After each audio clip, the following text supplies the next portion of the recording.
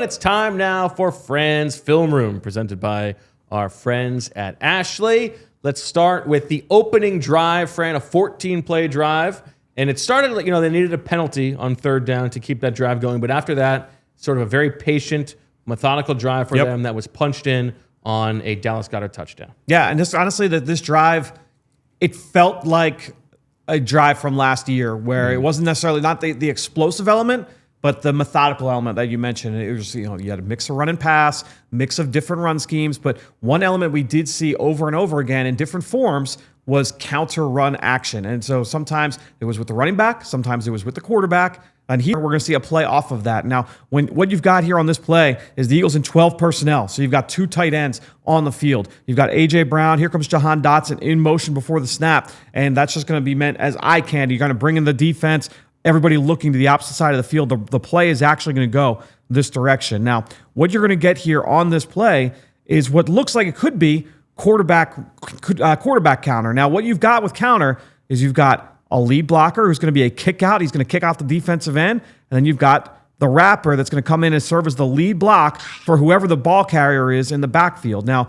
if this were quarterback counter run, basically you'd have Jalen Hurts reading an unblocked defender and deciding, am I going to run behind this block or am I going to hand this ball off to Saquon Barkley to the outside? We saw them hit on numerous explosive plays with this exact concept last year. But as we know, this ends up being a touchdown to Dallas Goedert. This is going to be a shovel pass. If you're the Raiders, you don't see this coming because, again, it looks like counter for basically every step. For these linebackers and these safeties, everybody at the second and third level, this is a great play here from Kevin Patullo and the Eagles offense. Now you pitch this off to Goedert, and now he's off and running. You can see you've got hat on a hat at the second level. Goddard's able to get into the end zone for a touchdown. Really well scripted, well designed, well executed. Okay. And as you were very excited even during that drive just at seeing the quarterback counter. Yeah. Right? And for them to then not only use that, but use the counter to that was literally designed. Yeah, and what was funny about it was they had hit it a couple times early on in the drive, and then it was one of the first plays when they got inside the 10. They ran counter for no gain. It was it went for 0 yards or 1 yard. And I said out loud in the studio, or when we're watching, I was like, all right, guys, they're on to the counter now. And then it was the very next play. They run that counter off the counter with the shovel pass touchdown. Quick shout out to Lindsay. That looked great. It was great. It was an excellent job, Lindsay. Yeah, fantastic. Well, let's go back to that shot as we break down the later Dallas Goedert touchdown after he had dropped the other one. So this has been described on social media as another shovel pass. Not a shovel pass. This one to me is just a pure, you would call this a push sweep. Some of you might call it a jet sweep. This is just a quick. This is a very quick, very good. Yeah, pop pass. I call it a pop pass. I think of Chip Kelly, Brent Selleck, the quick little RPO over the seam is like a pop pass. Okay. This one, basically, what you've got is everybody's blocking it. This is just going to be almost a perimeter run where Jalen Hurts is in the shotgun and he's going to take the snap and it's going to be an instant push right to Dallas Goedert. And again, this is a lateral play meant to hit on the outside. We remember that shovel pass that hits on the inside. Goedert here, he is meant to carry this and just get to the edge, get to the force. So ultimately, if anyone's going to make this play, it's going to be a corner here on the outside. But the Eagles do a good job of, again, getting a hat on a hat here. You got to pin down the defensive end.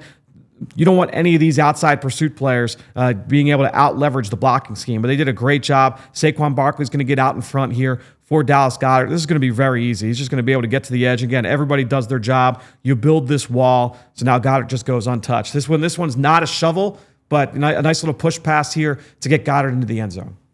Can I give you a stat?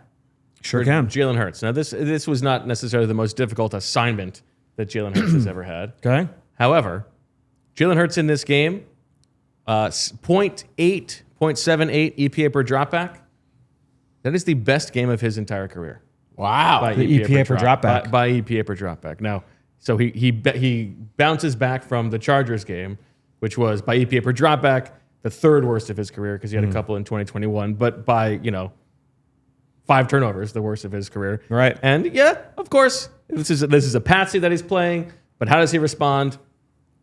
In the wind, when he does it, we're all talking about before the game, he doesn't usually throw the ball in the wind very well. There were not that many super difficult throws in this game, but in terms of just running the offense, doing the job at hand, had the best game of his career by EPA per dropback. He had 3 downfield throws, the 7th fewest of his career. I saw this on Next Gen during the break. But he connected on all 3. 3 for 3, 103 yards and a touchdown. So wasn't have to do a ton down the field, but again, just really efficient, good decisions. It didn't seem like there were any major turndowns.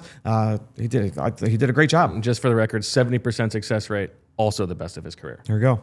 This was those- number 1 success those- rate at NEPA. Those according to True Media. It'd be fun to play the Raiders twice a year, wouldn't it? They should sneak into the playoffs. Why not? Give them a chance.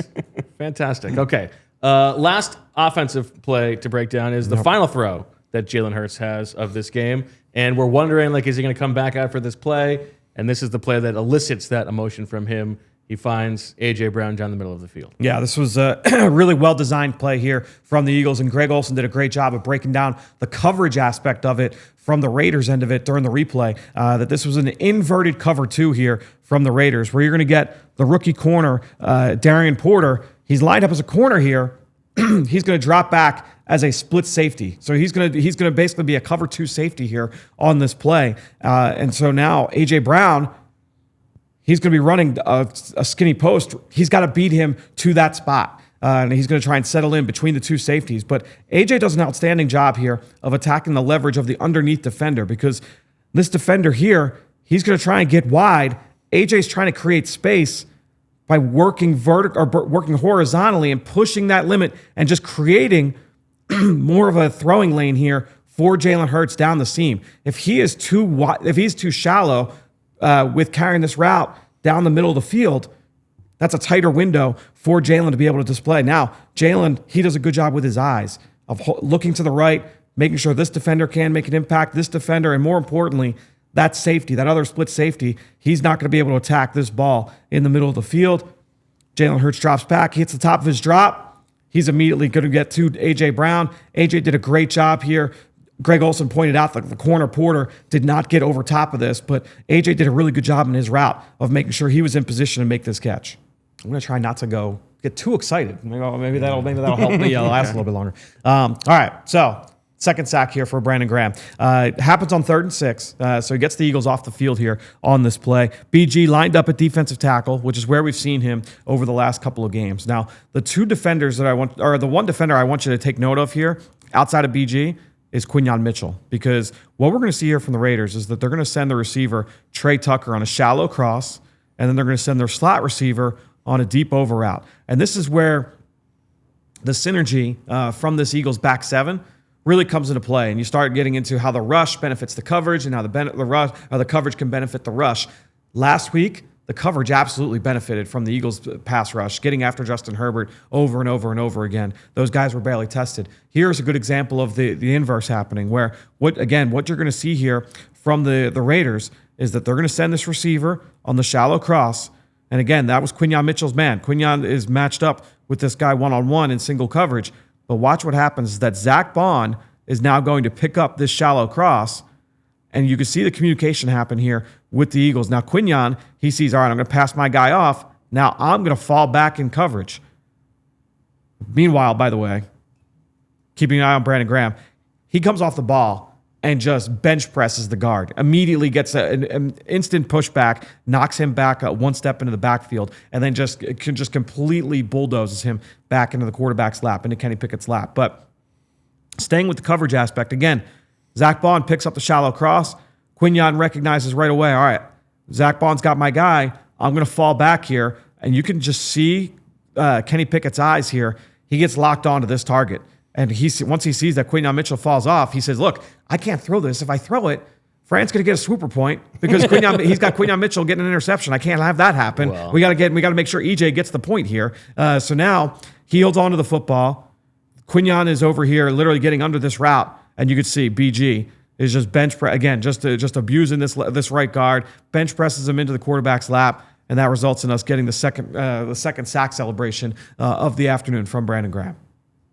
That'll do it for Fran's Film Room, sponsored by Ashley.